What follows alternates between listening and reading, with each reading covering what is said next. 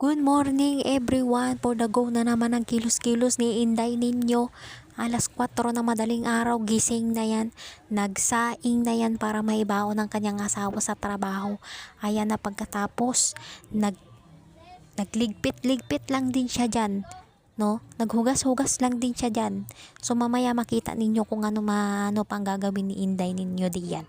Panuorin nyo na lang baga, no? Panuorin nyo na lang. So ayan na nga, binilisan ko na lang yan ang pag-edit ng video para hindi kayo mainis-inis baga na pagkabagal ang video. No, ayan, serve pa talaga ang kanyang sabon sa plato kay wala na talaga pambili. Na puro utang na lang, no. Hahahay. Ganyan talaga ang gawain ni Inday pag umaga talaga. Lagi na lang talaga pag umaga, ganyan lagi ang routine niya, no. Kung hindi magsahing, kung hindi kung ano-anong kinukulikot sa loob ng bahay, no. Ayan, binilisan ko na lang ang video yan para hindi kayo ma-stress baga sa video na pagkabagal baga pag panuorin. Yan lagi ang ganap ko pag tuwing umaga. Pagkagising agad, pagkamulat agad ng mata, abay mag-toothbrush muna ng ngipin, no. Siyempre mahiya naman na tayo sa toothbrush natin, lagi na nag-aantay na mag-toothbrush, no. So ayan na nga. Ayan na nga, magbabanlaw na si Inday ninyo dyan. So, ang dami pa talagang haayusin yan sa loob ng bahay. Marami pa talagang gawain na nag-aantay.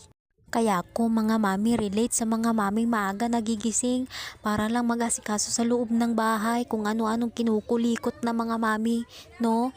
Kaya believe talaga ako sa ibang mami na ganyan talaga ang mga status pag may pamilya na talaga, may asawa na talaga, no?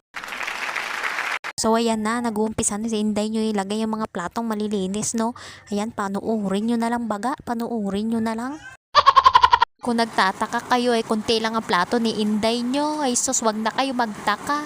Isa lang ang ibig sabihin niyan, walang pira si Inday nyo. Kung nagtataka naman kayo sa mga kaldero, mga kasirola ko dyan, ay sus, wag nyo nang pansinin yan. Kahoy lang pong ginagamit namin, hindi gasol. Isa pa yung napansin ninyo, ang awak ko na yan. Sus, Mariusip, pati walis tambo hindi na makabili. Ay Diyos ko po, Mariusip naman. Basahan lang po talaga ang gamit ko dyan. Kasi wala naman talaga pambili ng walis tambo. Magpasensyahan nyo na talaga, pero ayos naman, malinis naman talaga. Huwag nyo nang pansinin ang gamit kong basahan dyan. Malay mo, magyaman tayo balang araw. Makabili tayo ng 10 pirasong walis tambo. Hanggang ako nang manawa magamit ng walis tambo, hanggang tama rin ako maglinis. May panibagong napansinan naman kayo sa videos ko. Hayaan nyo na yan ang linoleum ko. Huwag nyo nang pansinin. Iisa lang ibig sabihin yan. Walang pira si Inday ninyo. Marami pa kayong makikita dyan ng mga kakaibang gamit. Tulad yan, ang aking daspan, walang hawakan, pero cute naman, pang matagalan din. Bisibisihan muna si Inday ninyo maglinis na bahay, abang tulog pa si Junakis, sarap ang tulog ba? Ito nga po pala ng likod namin, puro kakao yan. Dito nagtatapos ang aking kaganapan sa araw na ito. Mag-ingat po kayo, God bless you!